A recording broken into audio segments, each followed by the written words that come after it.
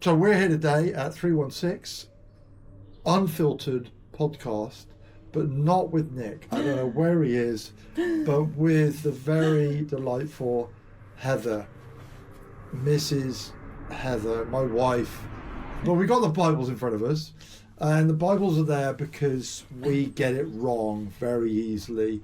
We're today going to be talking... Oh, after you, darling, what are we going to be talking about? Oh, hang on, that's a bit of a clue. If it's all right. We're going to be talking about men and women. I'm a man, she be a woman. And we're going to be talking, in a way, it is the spirit of Jezebel. It's this characteristic that springs out from any remembrance of this historical figure called Jezebel, a wife of a man called Ahab. What was he thinking? I mean, maybe she looked great. I don't know. An alliance with another to bring a couple of dynasties together and make some peace, but boy, was she trouble.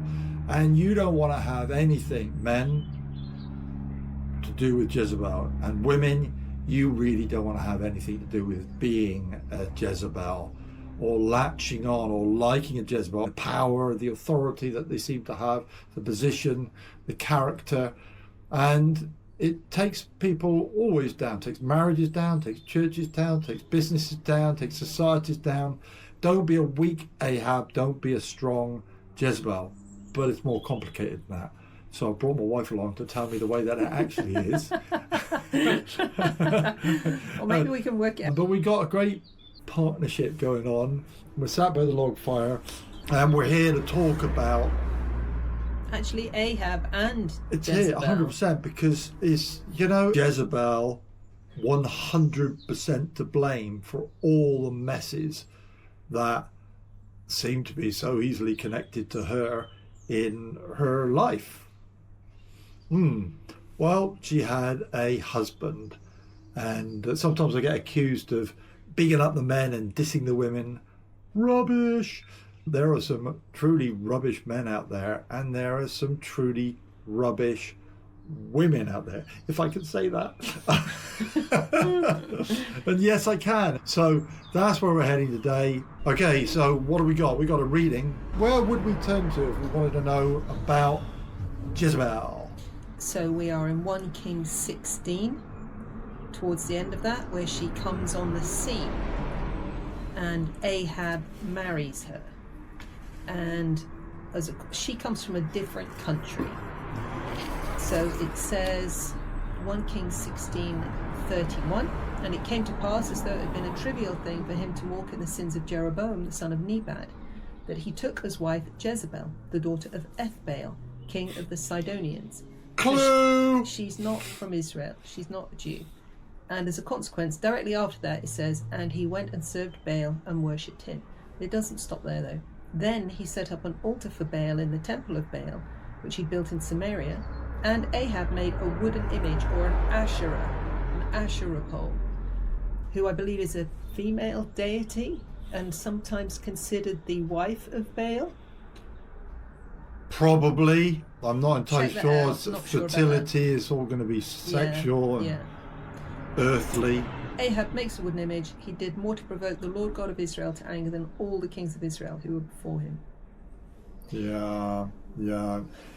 I mean, we break this down easily into bits. There's someone out there who's no good for you. There's someone out there that's no good for you, that in Ahab's case came as close as can be. Have sometimes nothing to do with those people. Be very careful. Be very careful of some people. So, but there are people out there that you bump into and they're no good for you.